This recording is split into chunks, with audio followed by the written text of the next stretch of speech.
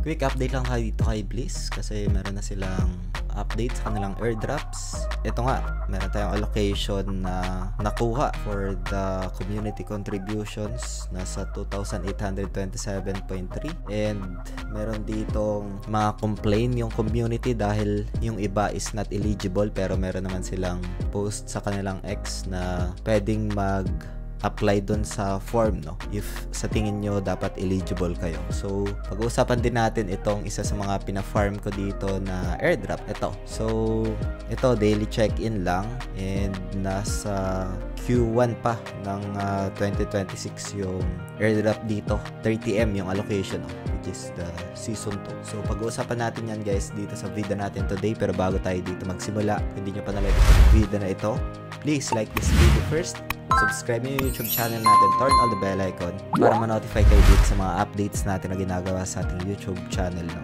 Ito nga, pwede nyong i-check if eligible kayo dito dahil ito yung bagong update. Pwede nyo nang i-claim. Just connect lang yung wallet ninyo and then check nyo lang dito guys, no, kung ano yung pinaka-redemption preference nyo. So if i-unlock nyo kagad, ito na yung makukuha nyo, no. And if ever na i-stake nyo, like ilalak nyo for 3 months, merong multiplier, no. You can select yung pinaka-redemption. It depends yan guys sa inyo kasi dito ay kung gusto nyo namang i-claim kagad itong immediate unlock, no. Itong si Bliss ay kagaya ni Grass, kailangan meron kang internet, desktop yung gamit ko dito.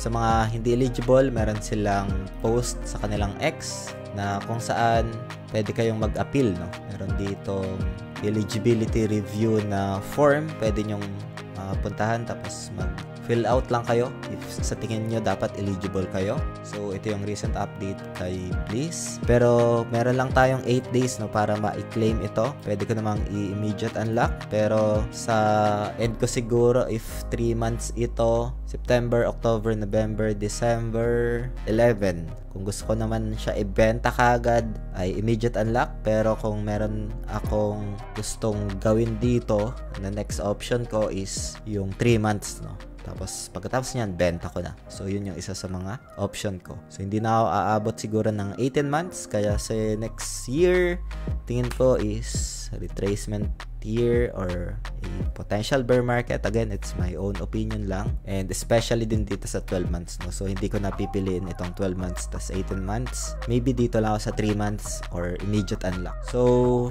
I can't decide pa as of now.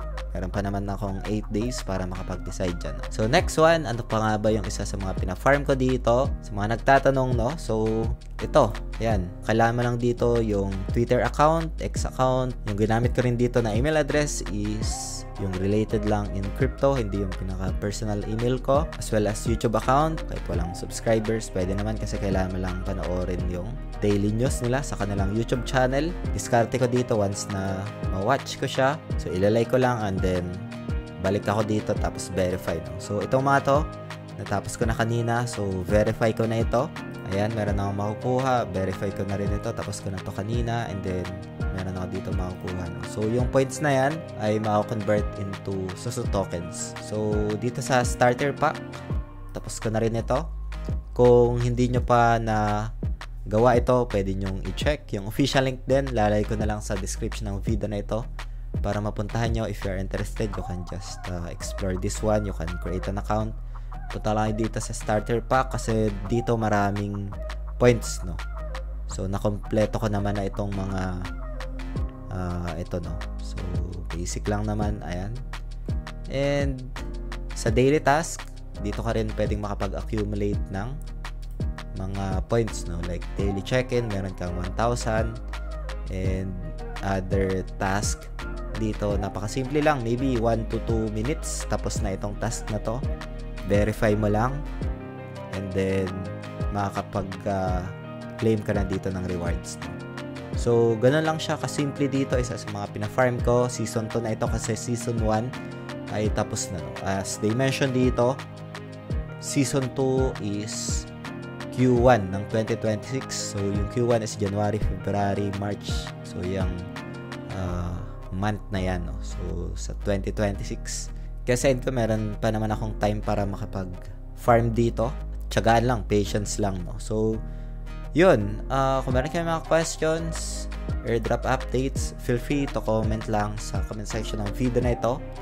Yun lang for today. Maraming salamat ulit sa panunood. Ingat tayong lahat. Peace out. Bye for now.